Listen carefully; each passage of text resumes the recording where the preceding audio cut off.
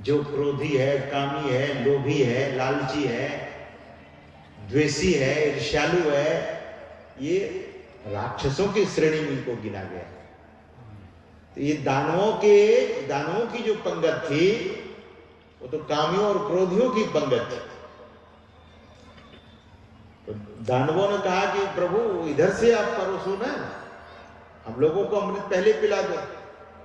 भगवान ने कहा कि देखो ऊपर तो पानी पानी है, पानी पानी देवताओं को पिला देंगे, अमृत जो गाढ़ा अंदर में वो आप लोगों को पिला देंगे। दानव लोग भूल गए इस बात को, और भगवान जब पिलाने लगे तो राहु, ये राहु कौन है?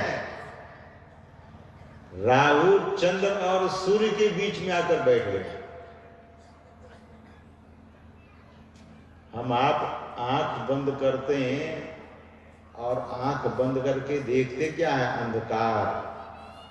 राहु अंधकार का प्रतीक है। राहु का जो रंग है वो काला है, चंद्र और सूर्य के बीच में बैठा है। भगवान अमृत परोसते हुए जब आते हैं तो चंद्र और सूर्य भगवान को इशारा कर देते हैं कि प्रभु हम दोनों के बीच में राक्षस बैठा हुआ है। भगवान ने देखा अब क्या करें, राक्षस को तो पिलाना था नहीं, सात्विक लोगों को पिलाना है। तो भगवान पंगत भेद नहीं करते हैं। पहले भंडारा होता था ना, अभी भी तो लोग चलाते हैं भोजन, रसगुल्ला चलाया तो अपने लोगों को ज्यादा दे दिया। क्यों? ये पंगत भेद जो करता है, डोंगरे जी महाराज कहते थे वो दरिद्र होता था कि पंगत भेद नहीं करना है।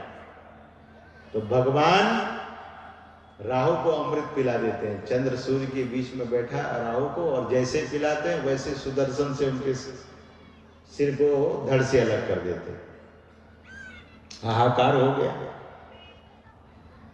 आज भी राहु चंद्रमा और सूरज को परेशान करता है। ग्रहण जो लगता है ये राहु का ही करामत है। वैज्ञानिक लोग कहते हैं धरती की छांव पड़ती है। तो सज्जनों, योग भूमि हम आपके अंदर है,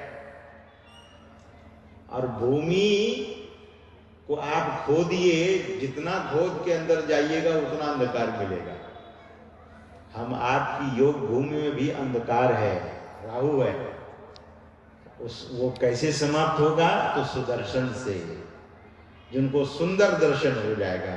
सुस्तु प्रकारेण दर्शनः इति सुदर्शनः, जिनको सुंदर दर्शन हो जाए, दिव्य दर्शन हो जाए। गुरु महाराज कहते हैं अगल बगल कहीं दृष्टि न डोलाए, सन्मुख बिंदु पकड़ लागी। और सदगुरु महाराज कहते हैं कि निस अंधियारी हदस भागी। ये अंधकार कैसे भागता? हदस, डर से। तो देवता दानव में युद्ध हुआ, देवता लोग जीत गए क्योंकि अमृत पान कर चुके थे। तो बाहर अमृत दर्शन में किसी को नहीं मिलता है। कथाओं जो हमारे पुराण में कथा लिखी है उसका सब आध्यात्मिक अर्थ है। उस आध्यात्मिक को जो परख लेता है उसी का काम बनता है सज्जनों। और हम सबों के जीवन में सत्संग उसी तीर्थ और उसी अमृत का परिचय कराता है।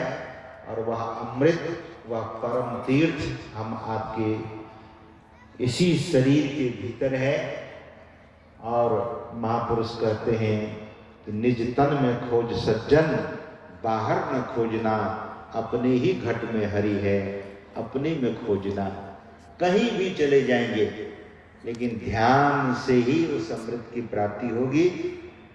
सत्संग और ध्यान दोनों प्रकार का सत्संग, बाहर सत्संग और अंतर भी सत्संग, यानी ध्यान। ध्यान भी सत्संग, ध्यान को भी सत्संग ही कहा गया। अंतर सत्संग, ध्यान अभंगा, तो दोनों चीज हम लोग करें और अपने जीवन को सार्थक करें।